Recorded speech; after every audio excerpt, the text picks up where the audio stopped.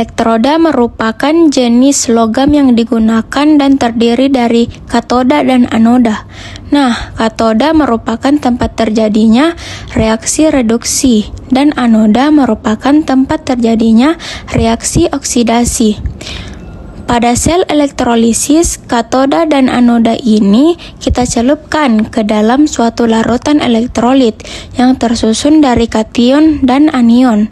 Sebagai contoh, larutan NaCl tersusun dari kation Na+ dan anion Cl-. Contoh lainnya adalah larutan CuSO4 yang tersusun dari kation Cu2+ dan anion SO42-. Nah, pertanyaannya, bagaimana cara kita menentukan reaksi reduksi dan oksidasi pada sel elektrolisis? Mari kita pelajari bersama.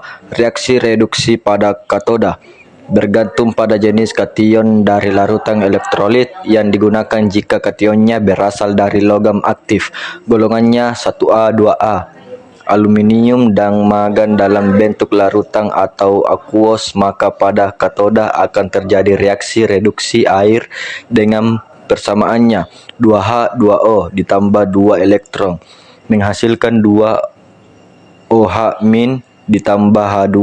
Tentunya teman-teman masih ingat ya bahwa saat dalam bentuk larutan mengandung pelarut yaitu air, dan karena air lebih mudah untuk direduksi daripada kation logam aktif, maka airlah yang akan direduksi selanjutnya apabila kationnya berasal dari logam aktif golongan 1A, 2A, aluminium dan mangan dalam bentuk lelehan atau kation lain, misalnya kation dari logam transisi, maka pada katoda akan terjadi reaksi reduksi kation dengan persamaan umum lelehan 1 dengan muatan N+ ditambah sejumlah N elektron menghasilkan logam 1. Sebagai contoh, apabila kationnya adalah ion Na+ dalam bentuk lelehan, maka pada katoda akan terjadi reaksi reduksi Na+ dengan persamaan Na+ ditambah 1 elektron menghasilkan logam Na.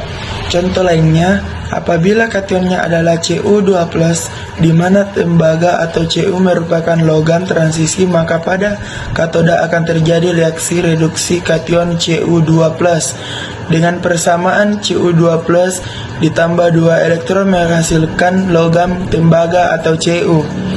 Nah, dari contoh-contoh ini teman-teman bisa melihat apabila terjadi reaksi reduksi kation, maka akan terbentuk logam yang tentunya berwujud padat atau solid.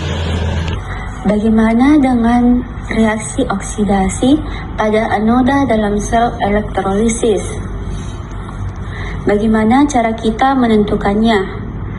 Nah, reaksi oksidasi pada anoda dalam sel elektrolisis bergantung pada jenis anoda dan anionnya.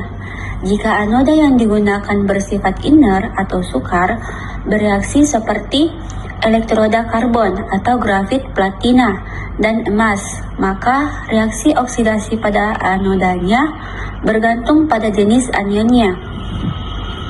Nah, jika anionnya berupa sisa asam oksida seperti ion SO4 2-, NO3-, dan ClO4-, maka pada anoda akan terjadi oksidasi air dengan reaksi 2H2O menghasilkan 4H+ ditambah O2 ditambah 4 elektron.